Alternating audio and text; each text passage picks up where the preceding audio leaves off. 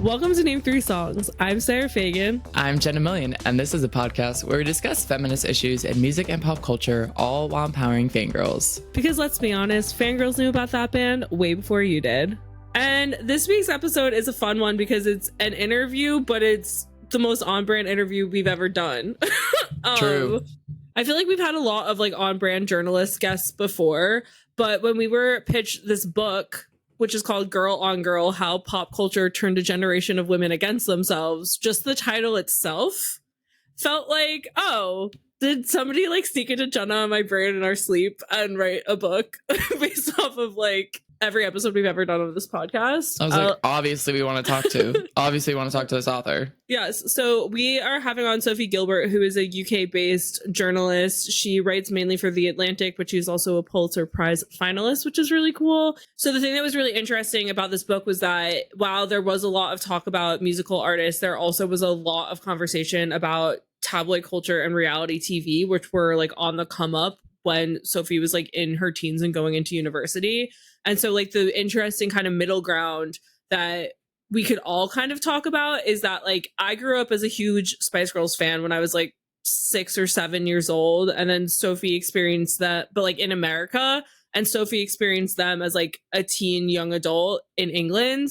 And Jenna kind of experienced them after the fact because she was a little bit too young for the Spice Girls and didn't have an older sister. So that wasn't something that she was experiencing in the same way. So it was really interesting to kind of have the discussion from the perspectives of Jenna dissecting the Spice Girls as an adult in the podcast brain. Me literally actively consuming the Spice Girls as a child, and Sophie consuming the Spice Girls as somebody who has actually a brain that functions. Yeah. And well, I think the interesting part is in frame of the book, the book focuses a lot on to the 2000s era of media and feminism. And so the Spice Girls really are the framework for what was feminism in the late 90s and the early 2000s, and us having the conversation comparing now and comparing Barbie Summer and comparing everything we've talked about on the podcast and Amber Heard to what we grew up with in the early 2000s in the tabloid culture, which we've also done episodes on tabloid culture and whatnot. But it was fascinating having the different perspectives based on the time in which we each grew up. Yeah. And it was also just really interesting because the book itself really does focus on how even though there were all these women in the spotlight and there was this burgeoning era of feminism happening, it still was that thing that we've talked a lot about on the podcast, this era of focusing on the cat fight, trying to pit girls against each other, even if they didn't want to. And so there was the want for camaraderie between women, but yet the tabloids were shoving in our faces, here's why you shouldn't like each other. And I thought that was what was really, even though we didn't talk about this a lot in the episode, the way she wrote about the reality TV stuff and how the plot lines and all of these producer choices and all of this stuff really aimed to pit women against each other in this way where it's if the girls are watching and they're seeing these women going against each other, then that's what women are going to continue to do. And as you guys know, probably by this point, I very strongly think that the government is trying to keep women hating each other so that way we can't take over things. I mean, it's interesting because it was this conversation that started rooted in media turned very philosophical for all of us and just kind of asking big picture questions. And because Sophie spent so much time digging and researching on this subject matter, and we relate it to the presidential election that happened in the fall in America and giving it kind of having this conversation okay, given what we know now based on when you wrote this book, so it was the whole conversation is very interesting. So we're really excited for you guys to have this in your ears to listen to it, and please go buy Girl on Girl. Please buy Sophie's book. It was such a great read, and if you guys love us, you definitely will love reading this even more. And with that, we are back. You know, last week we had our We Are Back episode, but this week we're back for real, because I don't think we did fangirl nonsense last week. We didn't because the episode itself felt a little bit fangirl nonsense.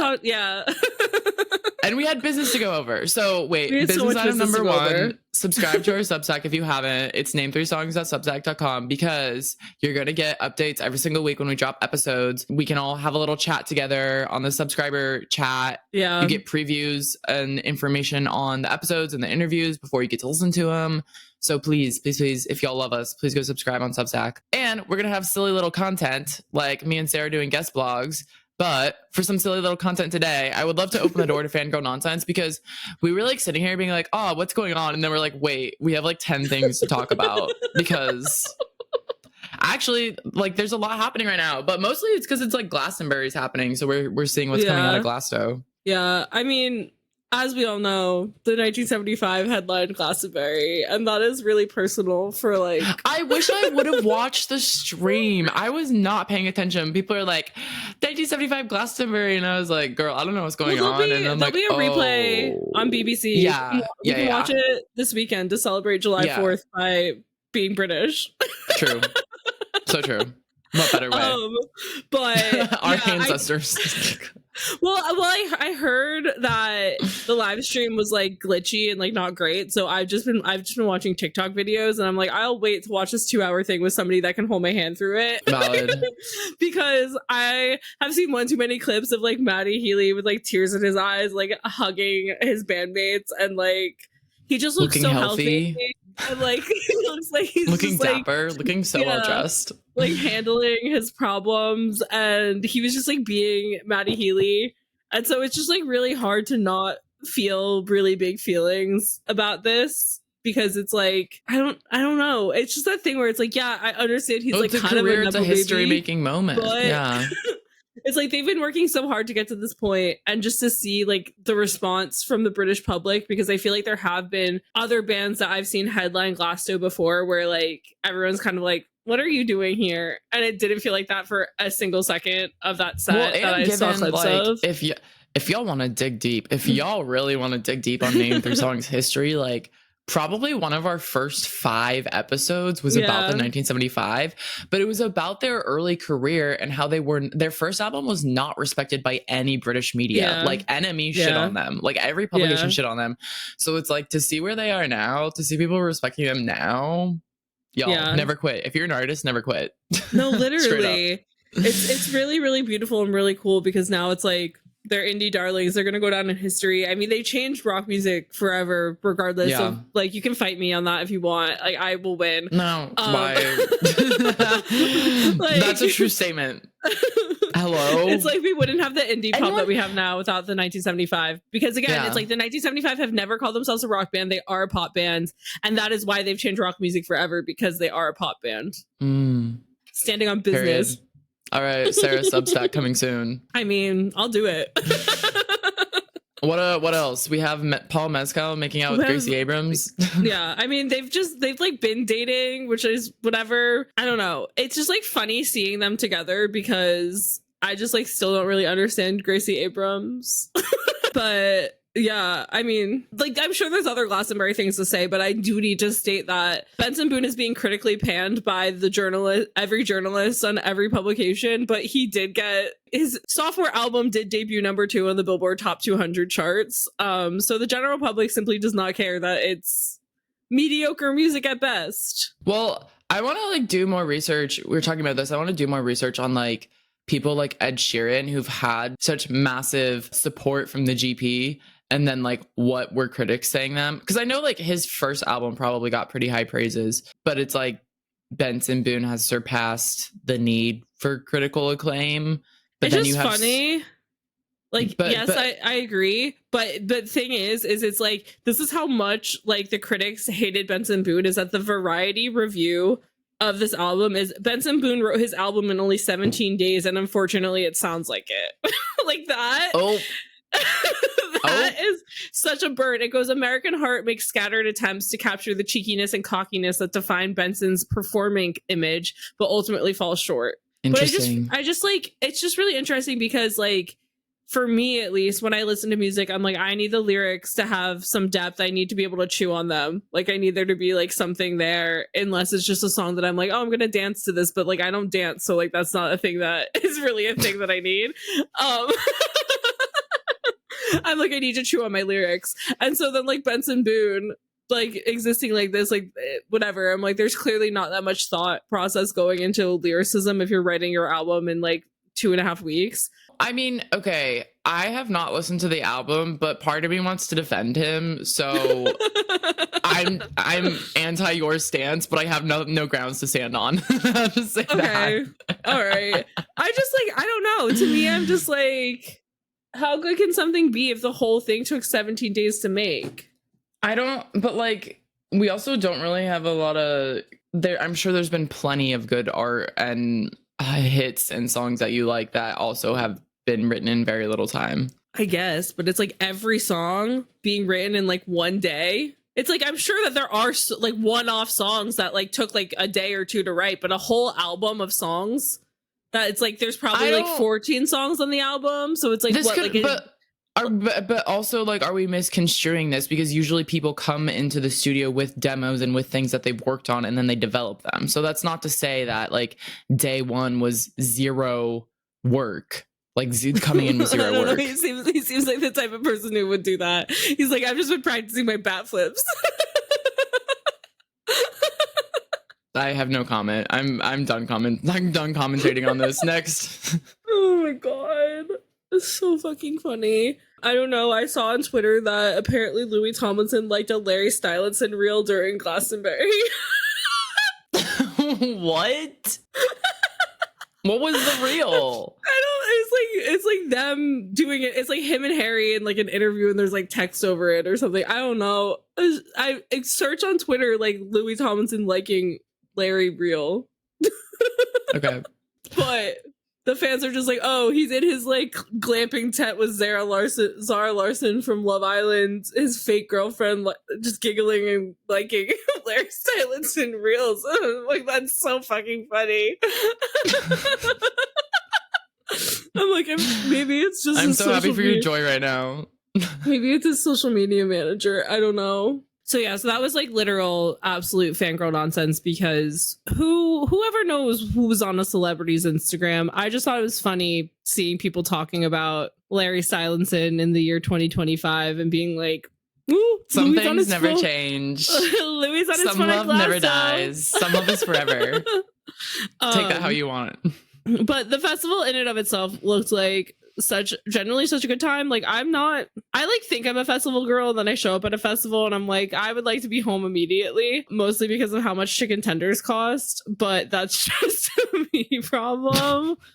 But also I just feel like at Glastonbury, because of like the festivals, the idea that everybody has of the festival, like the performers are like generally more excited to be there and like use the platform. It's a big deal. And like even like for American performers. Yeah. So like using the platform that they're given access to, and especially because like Glasto does live stream to everybody's homes, I think is also really interesting. Because like I'm sure you guys saw, but there was like a lot of debacle about Kneecap performing at Glasto and whether or not BBC was going to live stream it, because Kneecap is very pro-Palestine and anti-Israel and anti-Zionist, as they should be. And so it's just been like really interesting seeing the backlash like towards Kneecap, and then a bunch of people tried to get them removed. Yeah, like there was like a letter that was sent to Glastonbury. But then it was funny because I saw some people like commentating about this and they were like, Glasto's always been a festival for like punks and hippies and like political statements, which is really interesting. Yeah, makes sense. But it's like, but the thing that's funny is that so many, like, it's not funny, but I just mean like so many artists did speak out in support of Palestine, like during their sets, even artists that I wasn't expecting, like Snow Patrol made a comment during their set, which I'm just like, you go Snow Patrol. But it's like, what were they expecting, that these like artists and creatives like weren't gonna have opinions about something, when like artists and creatives are like literally known for having opinions on things and like caring about the underdog and like people who are getting hurt and like all that kind of stuff usually. Yeah, I mean art is always, I mean, art, we've talked about this, historically human expression, and historically has been used to raise minority voices and share opinions.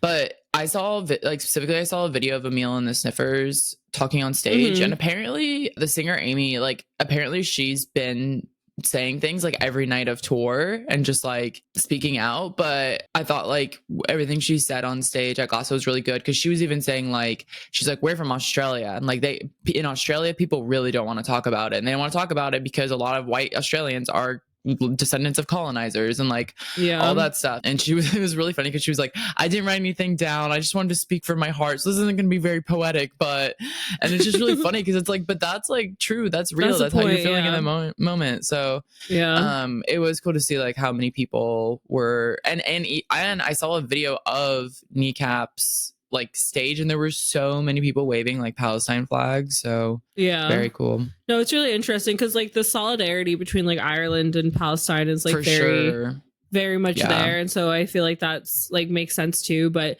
I mean the Bob Villain set of him just like literally being on stage being like death to the IDF, I'm like, that was crazy. Damn that bro. Was crazy.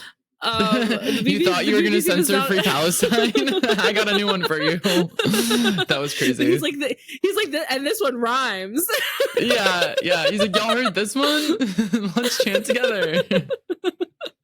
So it's just like definitely been interesting because like artists of like all sizes were just like, no, I'm gonna take this opportunity to use the stage and use my voice and like begone threats of whatever, like the people stand with me. So I do think that was like really powerful and not even close to nonsense. I do have one after that very wonderful statement. I do have one more piece of nonsense. Perfect. To walk it back.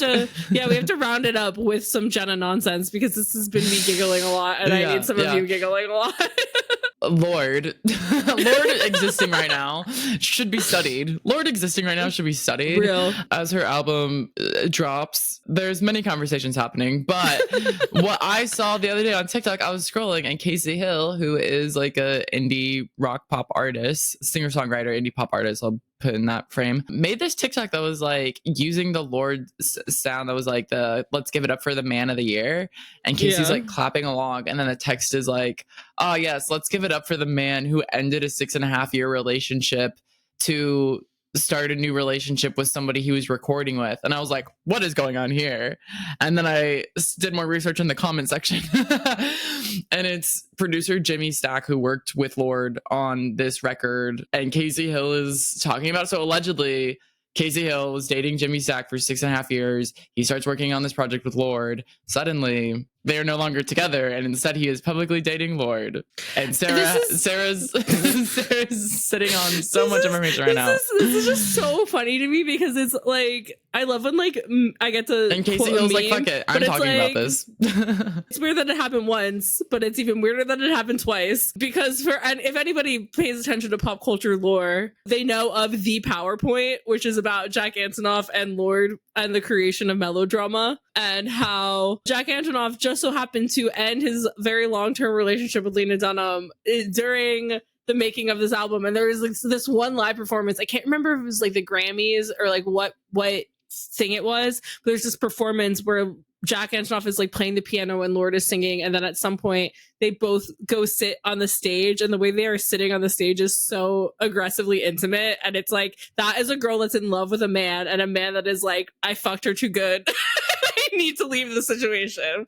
Like, it is just like this thing where like, I think at the point in time, like whatever they were doing in regards to making that album, they mutually fell in love, and then he was just like, oh fuck, and she was like, but what if we got married?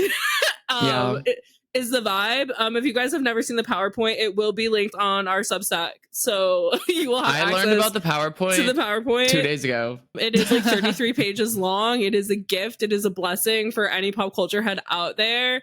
But it is just like, wow, if I had a nickel for every time this happened, I'd have 2 nickels, and that's fucking nuts. That's a lot. That's pretty crazy. that's a lot. Yeah, but it is like interesting. It's very funny. Casey Hill's just like, fuck it, I'm posting about this. I want her to do a who the fuck did I marry? Like that. Like you can't just give us the text on the screen. I need you to like sit down, pretend to do your makeup and tell me what happened. Like, girl, what? Like, are you looking for a call her daddy? Like, call up? Like, I don't understand what the goal is there. True. But maybe that was the goal. That would be great. Anyways, all that fangirl nonsense out of the way. It is time to have a very serious conversations about the ups and downs of being a girl and caring about things, because the media is just going to make you try and hate yourself no matter what you do. Let's roll tape. Hi, Sophie. Welcome to the show.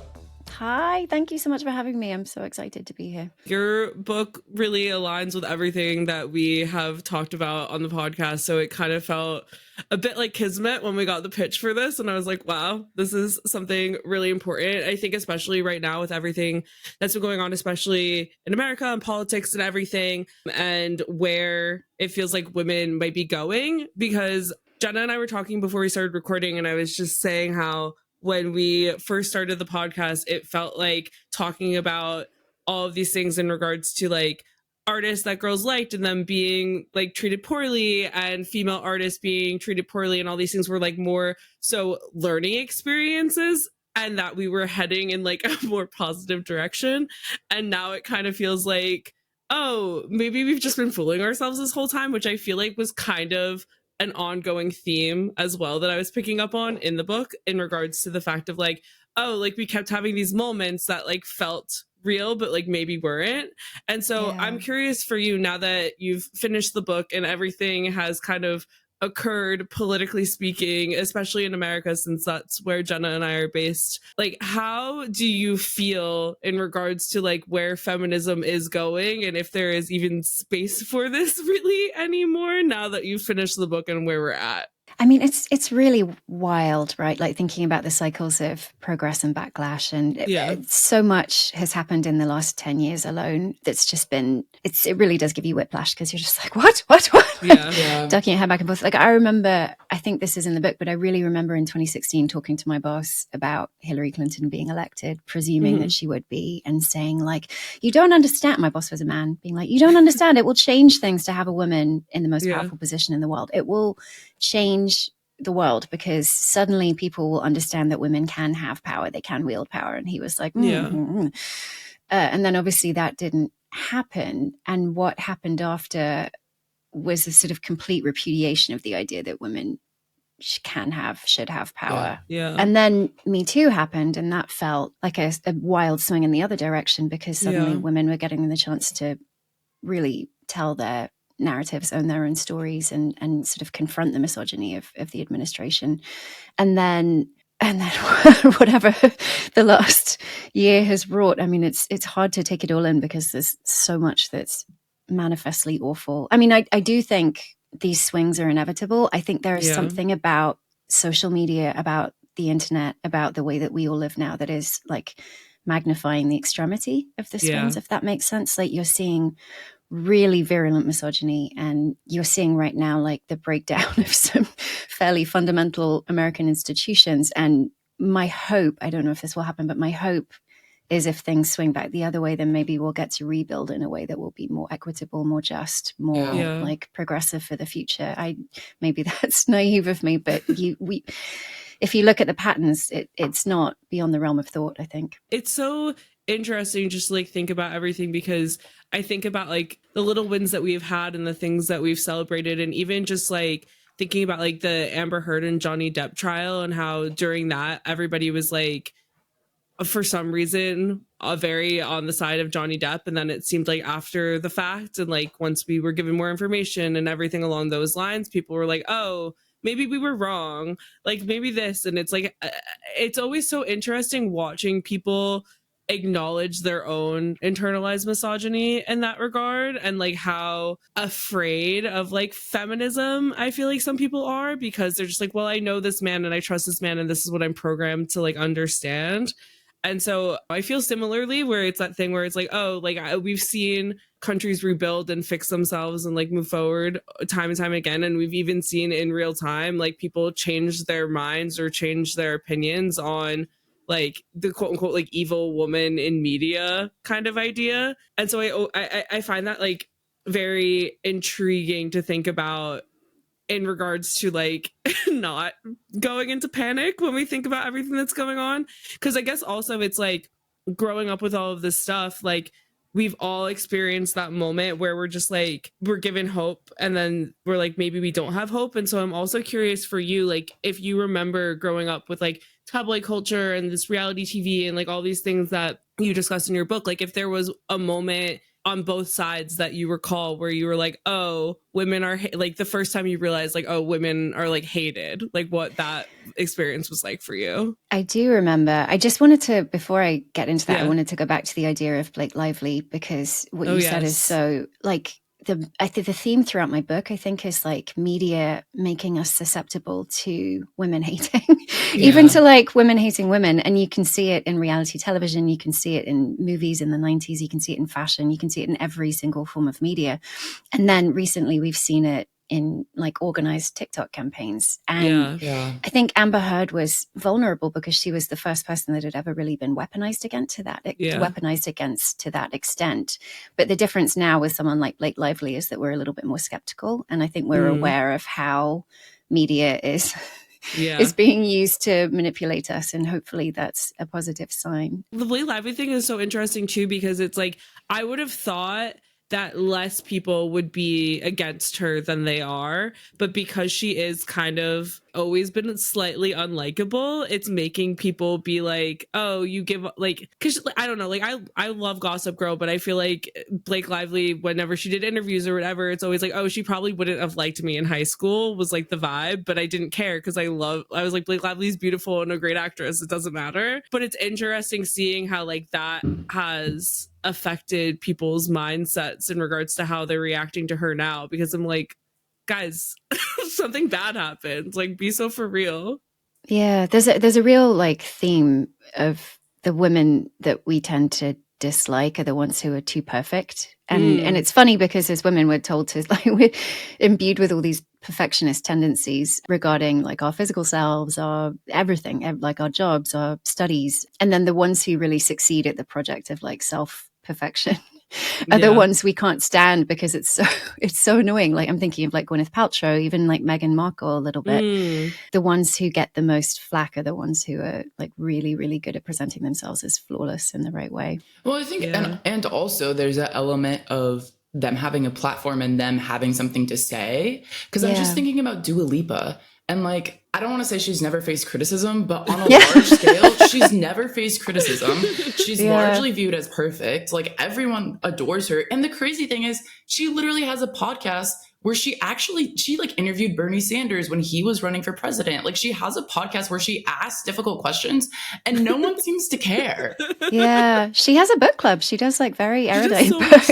I know you're right. It's really baffling actually. I haven't put this together, but she is sort of like Teflon in some ways. Yeah, but the other like Gwyneth Paltrow and like the other people you named, it was just like Meghan Markle. It's like they had something to say that like went against essentially patriarchy, and I think that's where it's like you start to butt heads with, is this woman likable? Is she not? Does she fit into our standards? But it is, to me, it's very funny with Dua Lipa because she does say things, but it's like it's somehow in this bubble where people don't know, and so she's never faced backlash for it. I wonder if the Dua Lipa thing is because people feel like they're sexualizing her and they have some sort of control. But meanwhile, she's like actually one of the most politically active pop stars. It's just like so baffling because I'm like, is it because she's so sexy that people are like, we're not paying attention? They don't pay attention. Like, her statements aren't that bold, but she's doing good things. You know what I mean? Right. Wow. This is baffling to me. I need like a whole day to sit and think about this. Because I mean, like someone like Lady Gaga, I mean, or Madonna, which you talk about largely in your book too. It's like they're actively pushing the envelope. They're actively making statements in public. Whereas like Dua Lipa in a public space is largely neutral. It's like in her personal spaces. Like on her Instagram, she did interview Bernie Sanders, but like on her podcast and her book club, she's talking about these things. But like that is completely different from Madonna's like a Virgin performance at MTV, like Music Awards, and like her book and all of that stuff. Yeah, no, you're right. It's sort of she's able to sort of fit elegantly within whichever space that she's in, and she's not abrasive in the way that some of the more rebellious women in music have been. But it is fascinating. I want to come back to the question that I did ask before, because I find it interesting, like when like thinking back to like that point of being like, oh, like women are hated or are treated poorly. Because I guess like for me, really, I just remember like I, as a little kid, was like so obsessed with the Spice Girls, and I would like wear Spice Girls merch to school. And I have this like vivid memory of being told I couldn't because they were too sexy. No. And it was like, I didn't even know what that word meant. And my mom was just like, that's the craziest thing ever. Like they're promoting girl power. And I was like obsessed with Baby Spice. And they were just like, you can't dress like Baby Spice to school. And I'm like, she just wears cute little dresses.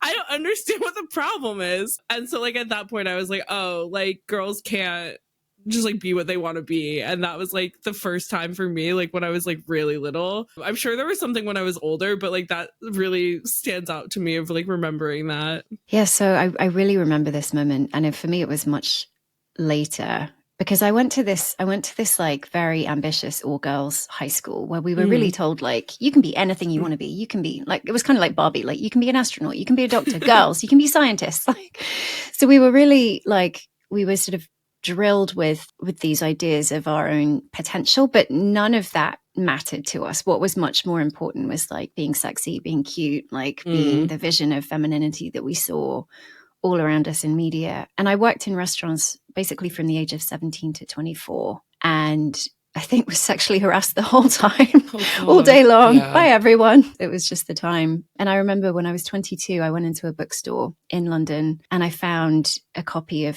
Female Chauvinist Pigs by Ariel Levy. And it's like quite a short book. I went home and I read it. And it was one of those moments that just like catalyzes everything. I was like, what? None of this is right. Like I have been going along with this like a good girl for most of my, like for the last 10 years of my life. It's so fucked up. None of this is how women should be treated. Like this is, and we're all going along with it. We're going along with this idea of like women as dumb, cheerful, sexy, agreeable, easygoing babes, because that's the model that we're told to aspire to.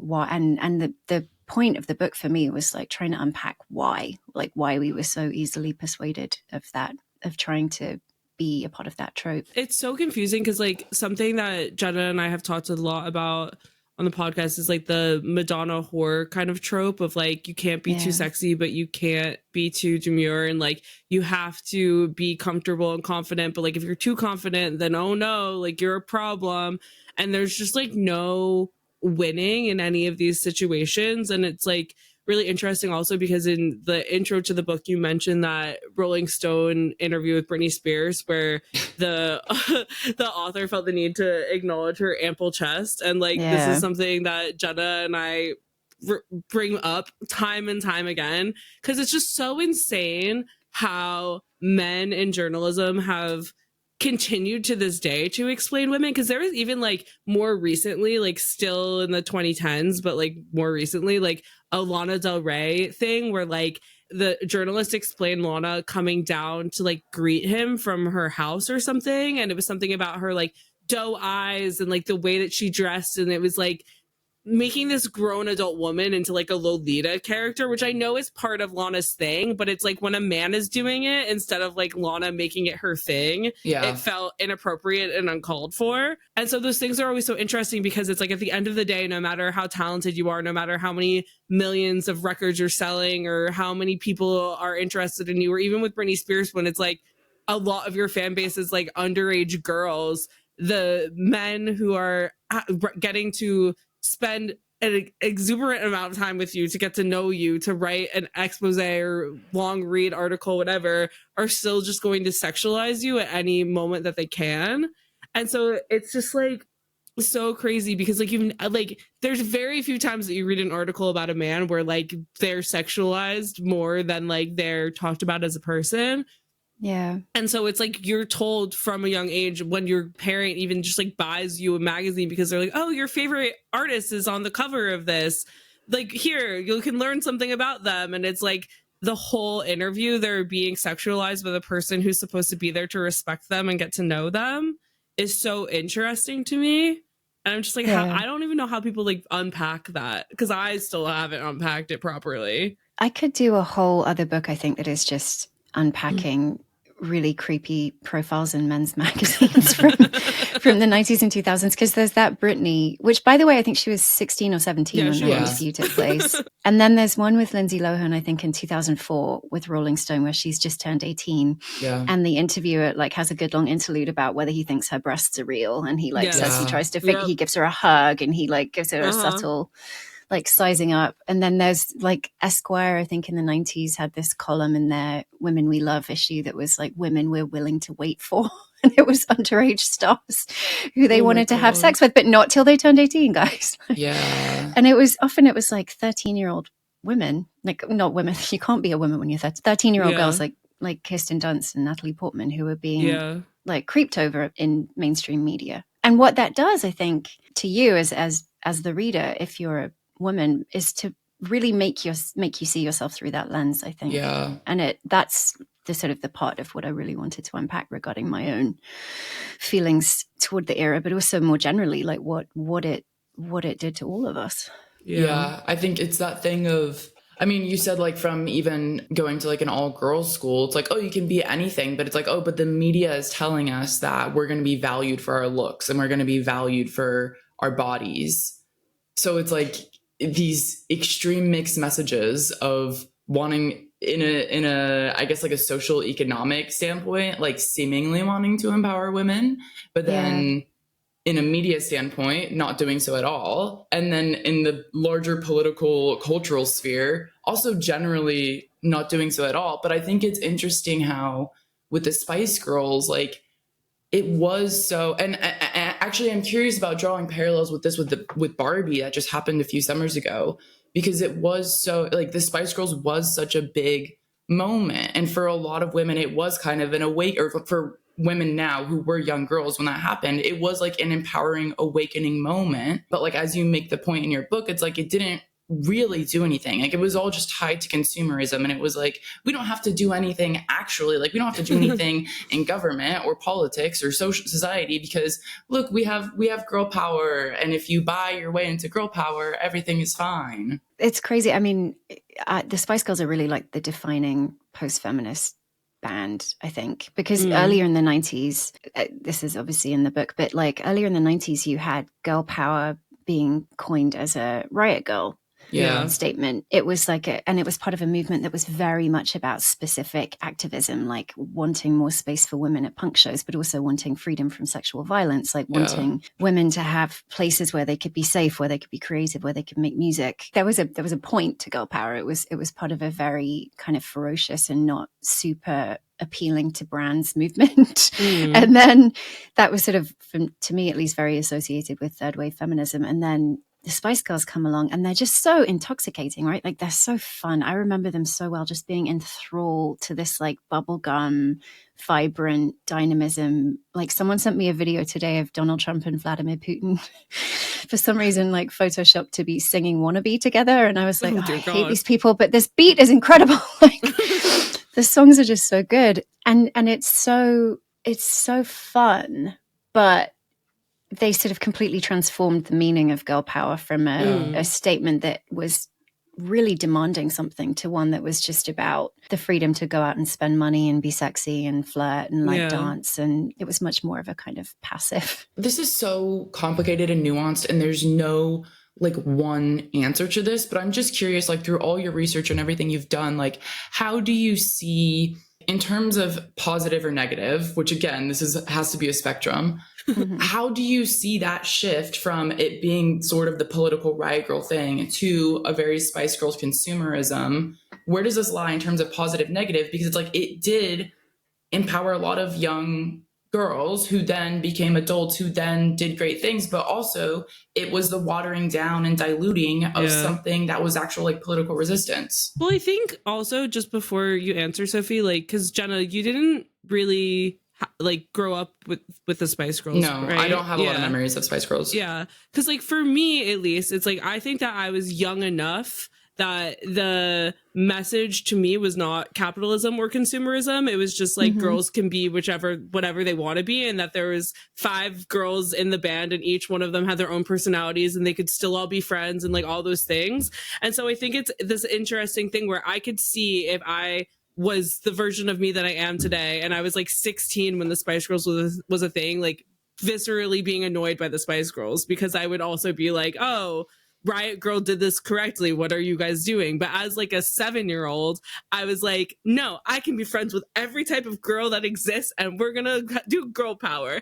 And so like I, you know what I mean? So I think it's like it's so interesting, like looking back on it now and having the knowledge that I have and like whatever, and understanding why people were frustrated with them and like those kinds of things. But like as a child, I think that it fully shaped so much of like who I was. Yeah, it did its job. And so I think it's just like a really interesting like juxtaposition of that, of like under a certain age, I think that the Spice Girls did exactly what they should have been, like what they said that they wanted to be doing. But I think over a certain age, it's like that point was lost. But like that's my personal opinion on it. No, I think you're right. And I think if you look at something like, say, Teen Vogue feminism, which is like colorful and appealing, but also like very nuanced and like informed and doing like serious politics. You can see the lineage in both the Spice Girls and the Riot Girls. Like I think if you can really sort of see both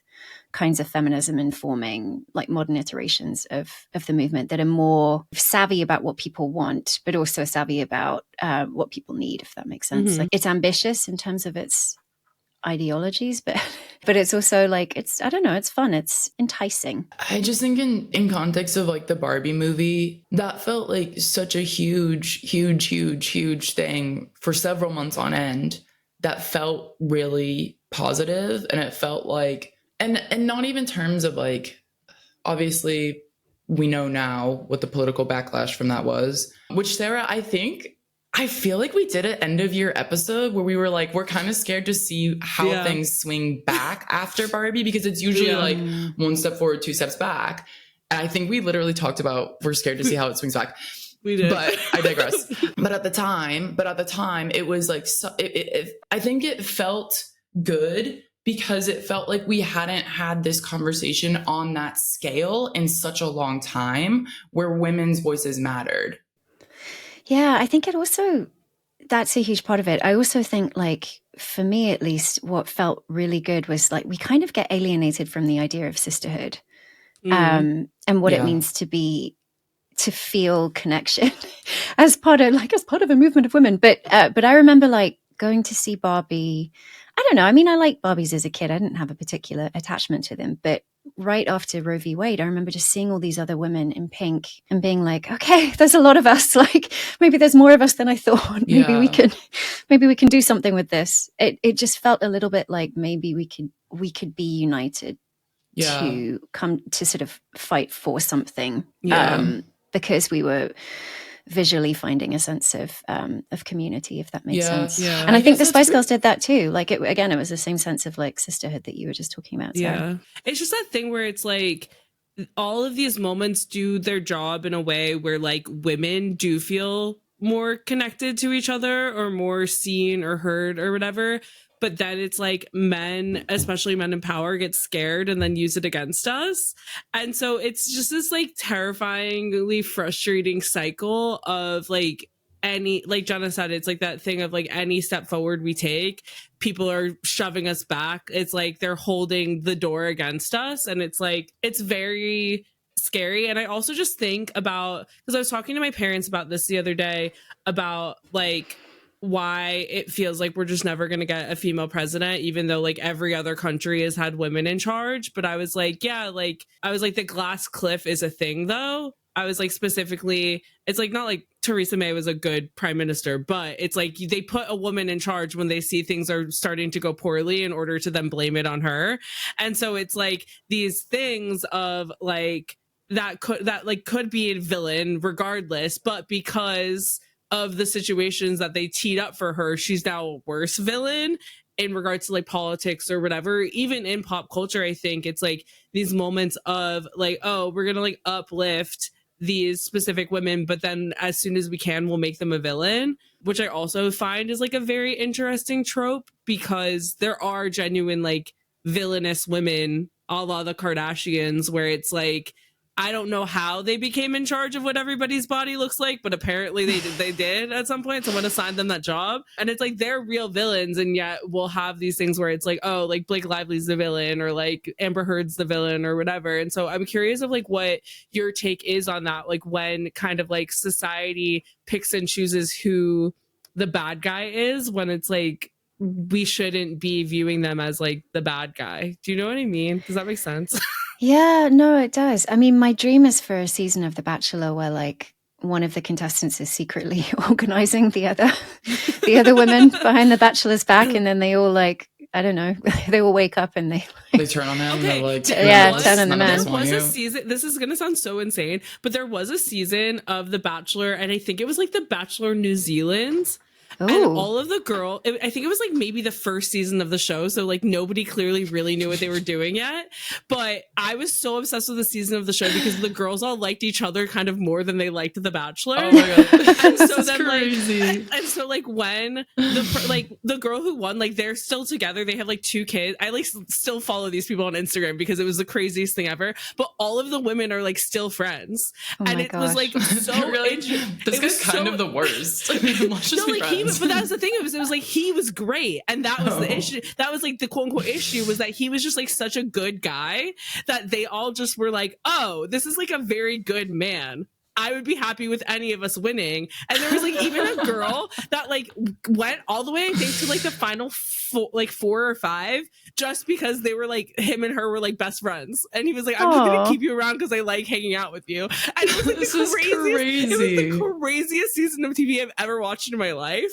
But I was like, oh, this is like what happens when girls care about each other. And it was so interesting to watch because I feel like US The Bachelor or anything, it's like you watch and it's always like, oh, like I'm gonna steal him, like I'm gonna do this, whatever. And there is that like catfight mentality, and this singular season like that barely existed. There was like one girl who was like kind of a villain, but then she had a redemption arc and it like wasn't even on purpose. And it was just because all the other girls were nice. It was the craziest thing I'd ever seen in my life. I was like, this is great TV, and the internet was like, this is bad TV, and I was like, no, it's not. It's feminism. This is what we need. I mean, I need to watch this, but like coming back to what you were saying about whether we'll have a woman president. I mean, I think we're sort of we all know women who are like, oh, I'm a guy's girl, you know, I'm just not really interested in women. I just, you know, and you're kind of like, what the hell? But also like that, what that mindset is like the really efficient absorption of all the messaging from everything, from the magazines, from the Esquire articles, from The Bachelor, from like every single show is teaching you that there is power not in solidarity with other women, but in elevating yourself. Right. Yeah. And that's the first and most important aspiration. And that's the thing that I think that I really, really, really wanted to call out and challenge as much as possible in the book. And even just like underscore to what extent it's like saturated in our media, because the more you see it, the more you're able to like question it, even when you have those impulses in your own mind. Yeah. I mean, I think that's something that we come back to time and time again on our podcast, is like we all have to unlearn internalized misogyny, because we all grew up with all these factors that are telling us, oh, if you're pretty and if you're thin and if you look like this, you can get ahead. And then it's those people who use that to their advantage to get in favor with men, or to do what, you know, men want women to do or want women to be, that then pits us against each other. And just, you know, catfights in media, all of that pitting us against each other. And it's like, we have to actively unlearn and choose to value like female relationships over male validation. Yeah. And it's crazy how early it starts. I have 4-year-old twins, and maybe I think this was about a year ago. I have one boy, one girl. So it's kind of like a nice social experiment in my house all the time. But maybe about a year ago, my son said, like at breakfast one day, girls can't have short hair. And I was like, what? Immediately, like, I don't know, scared him, I think, with my frosty, but like immediately got my phone and like Googled a picture of Demi Moore in the 90s and showed him her like short hair and Ghost. And he was like, oh, but you know, you're constantly like, where did you get this bad idea?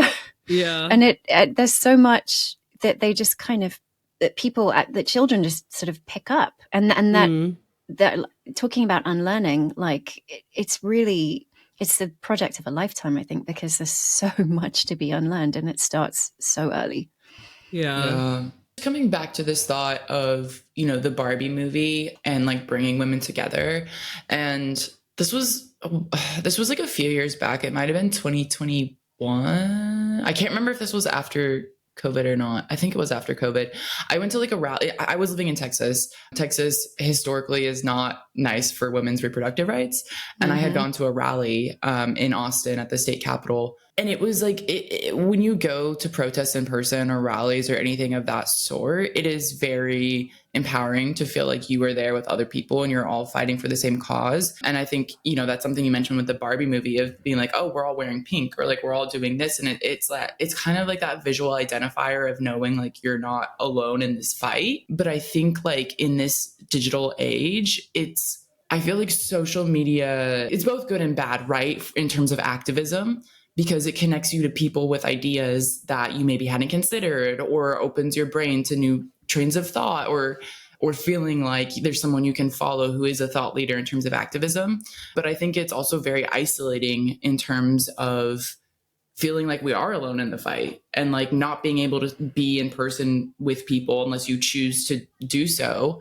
But I don't know, that's just what's running through my head right now. And with the Barbie movie, if it was a very visually, you can see people who are in the street celebrating this idea. I definitely agree. And I think one of the things that is not so great about social media is just how much the loudest, like most annoying voices are just constantly amplified. Like the people who are not afraid to voice their opinions are often not afraid to voice their opinions because they've never questioned like whether there's any value to their opinions, or like no one's ever sort of picked holes in their arguments or made them question themselves. So, but it makes things feel out of balance, because the people who are most thoughtful are often the ones who are not like shouting on social media platforms all day long. And it does sort of put a shift towards the people who are not afraid to say what they think. And that's often like, it's dispiriting when you just see nonsense all day long. It's interesting too, because I feel like one of the main like music people that you did mention in this book is Madonna, and it's interesting seeing her trajectory too, going from a lot of her stuff when she was younger being very like using sex as like performance and like to like prove a point and whatever, and now being older and kind of feeling, obviously it's like, I don't know Madonna, but my assumption is it's like feeling that force to like stay young and stay relevant and all these things, when like I don't really think her audience would give a fuck of if she aged or not. And like every time I see a new photo of her, it's like jarring, like impressive. Whoever her plastic surgeon is a witch maybe, but like, but it's also like crazy, because to me, my personal view on things is it's like aging is a blessing. Not everybody gets to live that long. And it's like being able to look like you've lived, I think is very attractive and interesting. And so it's very crazy to see someone like her, like Cher, like even like Lindsay Lohan appearing, and she's like, what, 37, 38, and looking all of a sudden like she did again, or even Christina Aguilera. It's like the new face kind of idea. And so I'm curious like what your feelings are on these things of like people who kind of start their career off as these people who feel very much like a feminist icon, who then later on in life kind of get pushed into this place where it's like, it's not like their feminism goes away, but it's like the pressure of society is so much on them that it's like kind of weirdly takes away a little bit from, I think at least, like what they did when they were younger, because now they're like so like falling for this like Kardashian-esque trap that has been laid for women of being forced to like do something that maybe isn't even something that like they normally would have thought about doing, but they feel like they need to in order to like stay relevant, stay important, etc. I have two threads here. I think one is that Madonna has always done whatever she wants to do without really giving two shits about what anyone else thinks. And I see that so much in her presentation of self now and her TikToks and stuff. And like, she has never cared about what other people think about her. Like, 100%, it's entirely her own. She is entirely her own creation. So that's one thing. I think the thing that is complicated for me personally is that with women, as we were just talking about, like youth is constantly fetishized as the goal, as the sign of achievement, as the sign of like sexual power and fertility. Like youth is so prime. It's so important. It's so crucial for women that you can't, like, we're all constantly like I'm not a Hollywood star, but like our most visible, I should be, no, I'm not. Our most visible women are like constantly having to erase any signs of age, but signs of age are also signs of maturity, signs of wisdom, signs of power, signs of accumulated like status and life experience. And when it comes to men, we respect all those qualities because we see them as what they are, like as signs of a life lived and as of experience gained. But with women, we're constantly like seeing them being erased, and there's an undermining in that, I think. And so as much as I want to be like, everyone do whatever you want to do to your own bodies, I do wish we could see a shift towards like welcoming signs of age in women and celebrating them and not trying to hide them, because I think there would be a move toward power in that. Yeah, it's almost like, I mean, I don't know, when you said this, like I hadn't really thought about it before, but it's like a constant infantilization of women. And it's like, if they look younger, it kind of it's crazy because it both gives them power and takes away power. Like it takes away autonomy in terms of them being taken seriously, but then it makes them more desirable for longer. Yeah. I mean, it all comes back to the idea of like sexual power being the only kind of power that women are allowed. And like we're allowed it because it suits men, frankly. No, literally. But I think Pamela Anderson is like a really interesting case study now, because her whole career exists because she was sexy. And now she's like reclaimed everything, and it's so empowering and so beautiful, because her whole thing is like, I'm going to be on these red carpets and I'm not going to be wearing makeup, and I'm just going to be like a good mom and a good actress and like do what I want to do. And it's like that thing where it's like, yeah, I'm sure she's had like some sort of work done, because she like what I imagine somebody her age to look like isn't exactly like her, but she still looks like she's lived a life. It doesn't look like she's like gone above and beyond. Even like Connie Britton also like is another actress who I think is like, if she's doing any work, it's not work that's making me feel uncanny valley when I look at her, kind of thing. And I'm never against, like, if you want to do something to make you feel better about yourself, you do it. But I do think it's interesting how there's so much now that's being done that literally erases decades of age on people, when it's like you could do these things and still look like younger, like less like your body is falling to gravity while still looking like you've lived. And so I think that it's really interesting, but like the Pamela Anderson of it all is like so interesting to me because of like the Baywatch and the sex tape and like all of these things of like this idea she was that a sex symbol of her. And like I think she could like, I think she kind of still like, she still is, you know. Well, I just mean historically. But I think it's just so interesting that it's like she literally was just like known as a bombshell, and she's like, well, this is me now and this is my vision and I'm going to talk about this. And I think that that's so incredibly empowering and interesting, again, like given the political climate, given all of these things of like the expectations of women to like shut the fuck up is what it feels like right now. To like have somebody like her be like, well, I'm gonna do every interview about why I don't want to wear makeup anymore, actually. And I think that's crazy in like a positive way. No, she's amazing. I mean, because she was someone whose sexuality was really like stolen from her, I would say. Like it was really seen as something that belonged to everyone else. Like her body was in the public domain. Like it was so horrific what happened to her. But now, like, she just seems so happy. She seems so peaceful. She seems so at peace with who she is, with the life that she's lived, with the life that she's living now. And you can really, I think, see that in her face and in her features.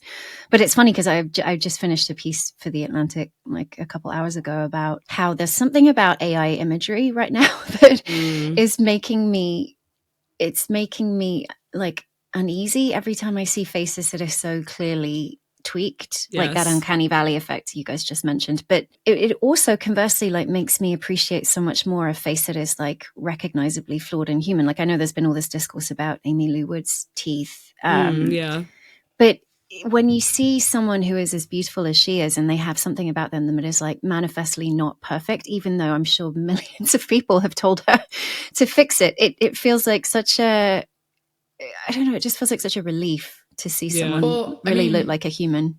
I mean, you're talking about the AI imagery being uncanny valley, and it's like, maybe, I mean, it's definitely going to get worse before it gets better, but maybe something like AI imagery is a push for people to embrace natural aging. because because AI is going to be so upsetting and so disturbing and what's going to come in the next 5 to 10 years. And it's largely unregulated right now. Like maybe it will be like so upsetting to us as like a human, as humans, as like collectively as humans, that there will then be the rebellion is, no, I'm aging how I want to age. Yeah. I think that's an just something thought. That is a really interesting thought. There's something so queasy making about it to me, because you can just tell that AI art was made by something that doesn't have a soul. Yeah. It's like, it's just so, it's so dead. It's so, I mean, the drawings that my kids make, they're so, or like they're scribbles, but they have so much heart and soul and character and joy. Yeah. And then you're just looking at these pictures made by machines that are, I don't know, they're like, they almost make me feel really uneasy. But when you see faces that are that perfected and that sort of immobile and that smoothed and that there's a similarity to it that I think maybe Jenny, you're right, like maybe at some point we'll get so sick of this influx of like AI slop that we start to value like real human faces. Well, it's like that idea of like, as things become more accessible, the rich have to figure out ways to like still continue distance themselves to be viewed as rich. And so it's an interesting thing where it's like right now it's like Ozempic and all these things are becoming more accessible to the everyday people. And so it's like, oh, in 10 years, is it going to be desirable to be like a fuller person again because everybody can be skinny and we all achieve that? And like with the thing of like, now so many people get lip filler that people are like, oh, those lips are actually disgusting, please get rid of. Like it's just so interesting. Like with Love Island now, like the past like couple of seasons, it's like the first couple seasons of Love Island I loved because it was like, oh, these are just like real people, like whatever. And then as the show progressed, it became a lot of people that were like clearly influencers or want to be influencers and were spending tons of money to get like their boobs done, their like lips done, whatever done to like go on TV. And then they go, and when they come off and there's the reunion, it's like suddenly the lip filler is mostly gone and they look more normal because they're like, oh, that was aggressive. That was crazy that I did that. Because like, I don't know, it's just like the idea of it's like so much. And then you come back and you're like, oh, like I did a lot. I did too much. Like that was like aggressive. Because even like Kylie Jenner, I feel like has lessened the plasticity to herself in certain ways. Where I'm like, you're annoyed that other people copied you. And now you need to show that you're rich by doing plastic surgery in a different way that is less accessible to the general public. And I find that really interesting as well, because it's like shifting the beauty standard, but also these women who have money are like, how do I continue to be the most beautiful, most important, most ahead of the curve kind of thing? Yeah. If you are willing to sort of alter your face and body to fit a fashion, you have to be prepared for the idea that you're going to have to change it right back in like 5 years when the fashion changes, because it will. Like everything is mutable, like it's all changing all the time, and it's always going to be about power. It's always going to be about reflecting different norms of the moment. So I don't know. I wish we could love ourselves more, guys. Oh, same. I'm like, when I see somebody who looks like they could be like a Victorian portrait, I'm like, that's the most beautiful person I've ever seen, because you don't see people that look like that anymore. Yeah, you need to come back to England. Yeah, I have a problem. It's fine. That's a very long story for another time. So this idea of kind of like beauty as social capital. I think sexuality and beauty are kind of the two things that it's like, okay, here's two things that women are always going to be judged on. You may have sometimes some control over it. Like we were talking about Madonna with her book Sex, where it's like, this was Madonna doing something that was her taking control for sexuality. But then there's so many versions of this where people don't have the cultural context of either, you were talking about like, this has already been happening in pornography. This has already been happening, in music videos, like, etc. People who don't have the cultural context are going to say, this is for me. Like people, there's always going to be a viewer who's going to objectify that woman, even if that woman does so in acting as owning her sexuality. It feels like a chicken or the egg can never really win scenario. I mean, one really like striking example of this is Janet Jackson, who was making all this like really sex positive like female dominated, not dominated, but like female centric music and videos during the 90s that was like very sexy, but very much about like what women want, women's desires. And then you look at what happened to her at the Super Bowl. Yep. And what happened after. And it shows how like even a woman with her clout, with her fame, with her power could kind of really lose everything she built in a second because of something that happened to her, and the vitriolic response, and like, I don't know, everyone wanting to redirect outrage during the Iraq War. But what the arc of her career is so striking in that context. It's like, even if you are doing everything on your own terms, you're still vulnerable. Just for being a woman who is like positive about sexuality, or like open about sexuality, or even curious. Because it's like, no matter how much you publicly can own it and be like, I'm sexualizing myself on purpose, or I am being sexual as an act of performance or whatever, it's like there's always going to be a man whose that thought is lost on, and he's going to be like, well, I'm sexualizing you on my own accord and blah blah blah. And so it's like that thing where obviously as celebrities, the creepy men in the audience aren't going to affect you as much as like a normal woman walking down the street who's going to get catcalled, whatever. But then it's like we're the ones who are dealing with the effects, the after effects of that. And so it's like that thing of like, no matter how much an artist can use like sex and their sexuality and their body as a statement, like even if it doesn't directly negatively affect them, like it continues to like negatively affect the people who follow in their footsteps, which I think is so interesting and so frustrating, where it's like, as a music fan of somebody where it's like, or even, okay, so like I joke about Sydney Sweeney a lot because she like she uses her tits as like an accessory, and I think that's really sexy and really empowering. And so this past like 2 years, I'm like, if Sydney Sweeney can do it, I can do it too. But it's like Sydney Sweeney's not getting treated weird like she is. I see it happening on the internet, but Sydney Sweeney's probably not seeing it on the internet. And so it's like frustrating to me where I'm like, oh, this other person who also has like a larger chest can like wear these clothes and like feel secure in this. And if I go out, I'm doing it, but do I feel anxious all night? Yes. Like, because of just like what the world is around me, and me being so aware of it as not a celebrity, therefore a more accessible person.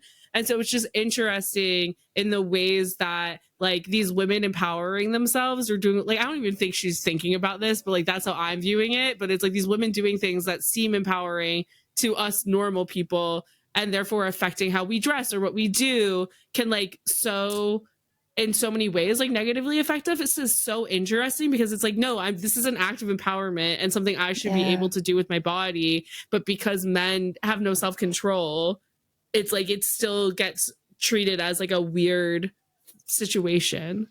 Yeah.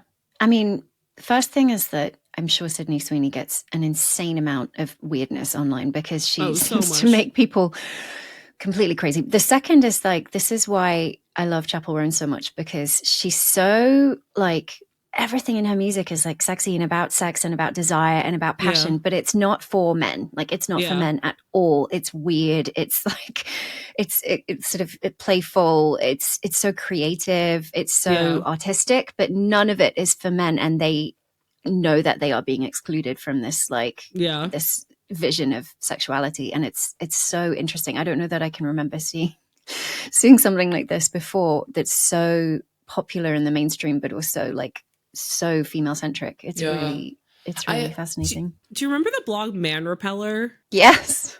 Yes, I do. Yes. I feel like Chappell Roan is like Man Repeller as a pop star. True. Yeah. And it's like so interesting because I just remember one of my cousins was like really into fashion when they were younger, and like loved Man Repeller because it was always like, oh, like wear like 30 different layers and like 300 bracelets, and like, oh, like I just remember there was like a year where they did not take off like any like paper bracelet that they got from an event because they were like, oh, this is my version of like Man Repeller's like weird bracelets that she wears because like I can't afford that. And so it's interesting, like you mentioning Chappell Roan like that, because it is that thing of, it's like, because she's a lesbian, it's like it's in a different mindset, but it is that thing of like, she's like, oh, like everything I'm doing is not for you. And it makes me think of Man Repeller. And it's like really interesting because there obviously are so many people now who don't have the Man Repeller context, but I'm like, oh, you guys would love that. Like this would be great for you. No, I mean, it's incredible to see like what happens when you're not afraid to repel men. Maybe this is like so a lesson for all of us. But it's like, it's such an interesting platform to start from. Yeah. I mean, this has been such a wonderful conversation and I think very thought-provoking. But one thing that it just occurred to me, like as Sarah was talking about like her experience going out and like the way she dresses, is we can sit here and have this conversation all day long, and we have a podcast about it. You have written a whole book about many articles, and it sometimes feels like we're talking in circles. And it just occurred to me that it's like, we're not the problem. Yeah. The problem in this conversation is men, and yet it's a lot of women having the same conversations with each other, and it's almost like we can't solve this by ourselves. And I think time and time again, this is like the thing we come back to, is it's like, how in society, how do we start to push past this, you know? I agree that we are not the problem, but I do think there is also like tremendous clarity and freedom and like catharsism in realizing the extent to which we are not the problem. And also like the whole unlearning process. Yeah. I had so many moments when I was writing this book that were just like real holy shit moments where everything made sense to me, because you see how it's all connected. It's all like, it's all the messaging you get is all connected. It's all coming from different places, but it's all the same. Yeah. And when you realize the ways in which you've internalized it and the ways in which you can reject it, it feels really powerful, really liberating. I mean, is it enough? I don't know. But for me personally, like it's been incredibly worthwhile. And I think just the process of talking about it and I don't know, I really hoped when I wrote the book, I knew that everyone will come to it with their own different cultural frames of reference. Yeah. And my real hope from that was that they would be able to see things that I can't see and form totally new conclusions and, I don't know, have insights that I could never have. And I've sort of seen that during the editing process and during the interview process. Like everyone has different questions because everyone has their own experiences. And so they interpret the history differently. And there's so much power in that. And there's so much to be learned, like while we're unlearning, like from each other. So I don't know, I do feel hopeful about it. Maybe that's naive, but I think we're not, if we don't try, we'll not get anywhere. So absolutely. Yeah. And I mean, I think it's helpful to speak to people who do feel hopeful, because like I feel like we all feel hopeful at different times and in different ways or whatever. And it's like the amount of moments that I feel like I've been spiraling, especially lately, because it feels like we're coming back to the like heroin chic era of things, which is very distressing in regards to like femininity, and existing is also like interesting in regards to this whole conversation.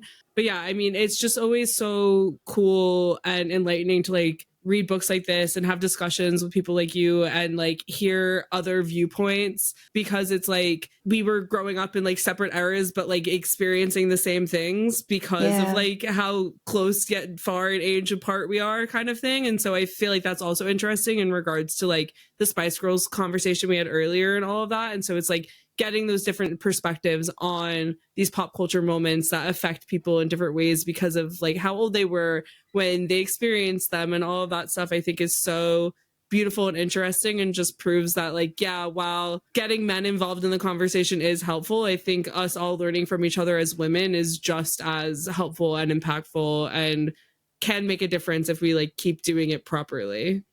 Yeah, it's so true. I mean, we really do all see like the same historical moments through very different lenses, and there's so much to be learned from other people's interpretation of things. And I don't know, I keep saying like I want to go back to a kind of second wave version of feminism where it's less public facing and it's more just about like consciousness raising in small groups, maybe without the like looking at our vaginas with hand mirrors. I don't know, I really do that at home.